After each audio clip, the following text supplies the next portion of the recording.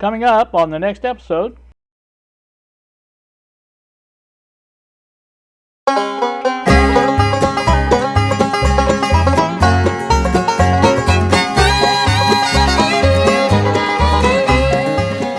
Good evening, YouTube. It is 6:38 now in the evening on this Wednesday. I'm back with you again. I haven't been totally working on this all the time. I did go to Mickey D's. Give me some food. I have a Big Mac every once in a while. You know how that is. I got a couple of things done though. One thing is the filter installed into the frequency counter in front of you. Let me crank up the voltage here real quick and take a look at it. Whoop. There we go. So there's what that's going to look like. It lit up, and I'm getting ready to, I've got the BNC here to put in, and I've got some new power connectors ordered that'll fit on the side of the case and attach that way. So that's what I'm probably going to do. As soon as I get the BNC installed, I'm going to test it with the 970, make sure it's accurate. If it's not, then there's no sense in going any further. Probably should have done that to begin with. But I bought this way back when to use with my B&K E200D. I was going to put it on top of there at that time, and that's what I bought it for. And it should cover the, the basic 455, all that stuff. And I think it will. So that's the deal on that. Also, if we look over here, this is the, you remember I told you I was going to redo this. I did. I didn't come out exactly as I hoped it would, but it's still okay. There's the paint on there. You can see the paint. And so that should hold it together quite a bit, I think. Keep it from rattling. That's the plan anyway.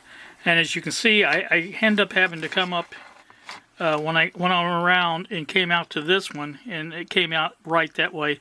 But there's quite a bit of separation between the two there, from this one to this one. So there shouldn't be a problem with that.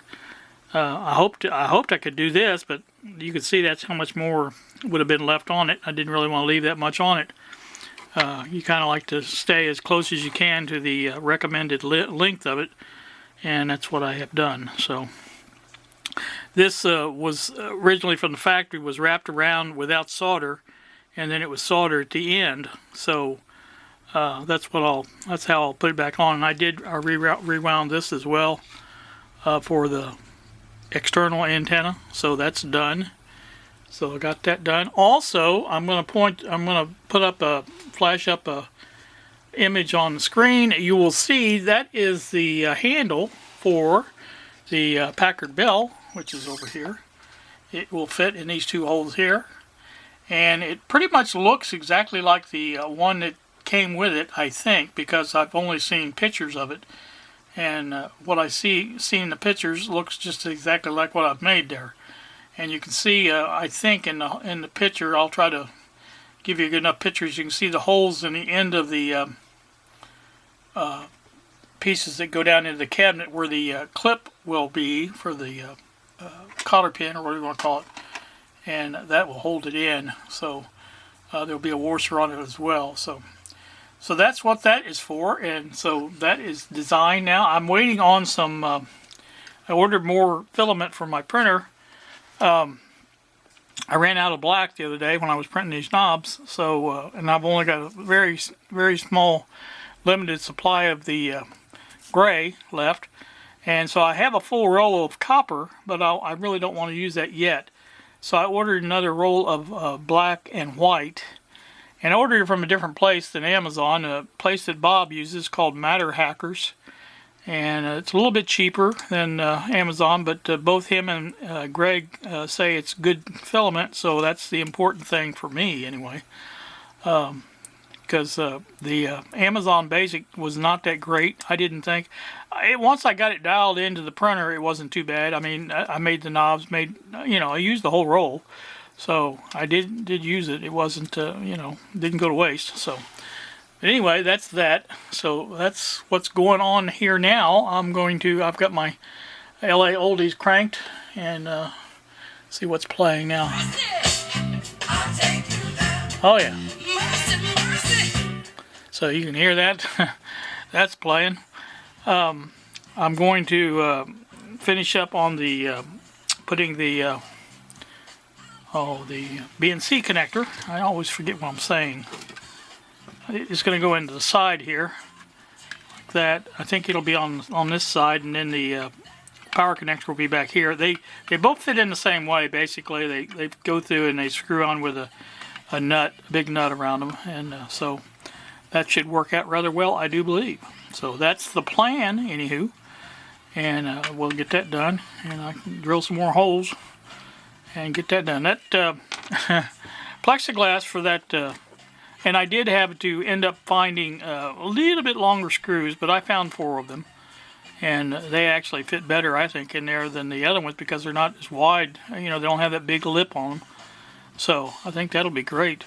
And they fit in there great, and everything fits good. Like I said, the plexiglass, I cut with the Dremel cutoff wheel, and that didn't do bad, but it you know, I probably, if I had to do over again, would probably try something else. But again, it does look good. It's in there as it should be. Got the 4 holes drilled, and you can see it's mounted in there just against the frequency counter itself, between the standoffs for the screws and things like that.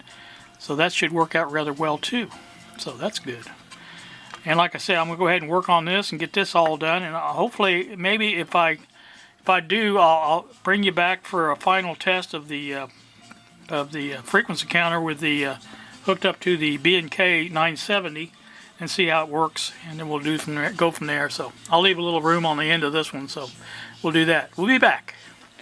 Alright, well there you can see what we have on the counter. It's close. It's kind of jerky around, but other than that, it's 450.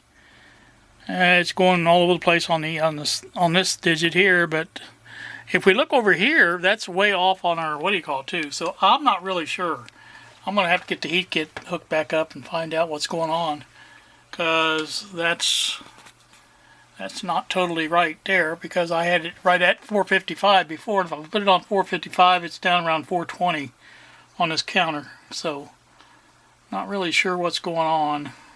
Maybe this has buttons on it too. Maybe they have to be set, I don't know. But like I said, I just looking at it like this. Now I can press the buttons. I get that, which I don't know what that means, but then if I press it again, I get the IF 0. Press it again, L04, and maybe you have to press the bottom button to change it. I don't know.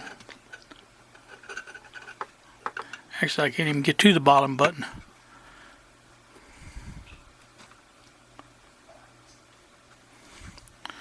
Anyway, so I'm gonna have to figure out what it's got. I've got the instructions for it too, I think. I should. There's back to where it was. But you see, it's kind of close. It's just again, it's off on the what do you call it though? So let me see. Put it up on another range and see what happens. Yeah, it went up. It's reading. It's just not. I don't know if it's reading right, but it's definitely reading. So that is. Can't see over there, but anyway, this is the one we want right here. So again, there it is. So like I said, that's a look at that. I had to figure out what's going on with it. You know, maybe if I figure this one out, the other one will make more sense on the MFP. So until I do that, I guess much else I can do about it. But like I said, this is supposed to read that range. I do know that. and I do have it hooked up correctly. Obviously the power's right or it wouldn't come on, and the BNC is hooked up to the cable here inside. So that's all I know about that. Alright, I think I'm going to wrap this one up and put her to bed. Not sure when I'll post this. I got one coming up tomorrow, which is let's see, be Thursday, I guess, wouldn't it? Today's Wednesday, yeah. And then I don't know what I'm doing Friday. Friday may go out in the car and do something. I don't know. We'll see. Not a big deal one way or the other. So that's that. Again, like I said, there's a catch up for you of what I've done today so far. And it's 7:14 now, so that's probably all I'll do. So you guys, in the meantime, have a great day. Thank you so much for watching, and we will see ya.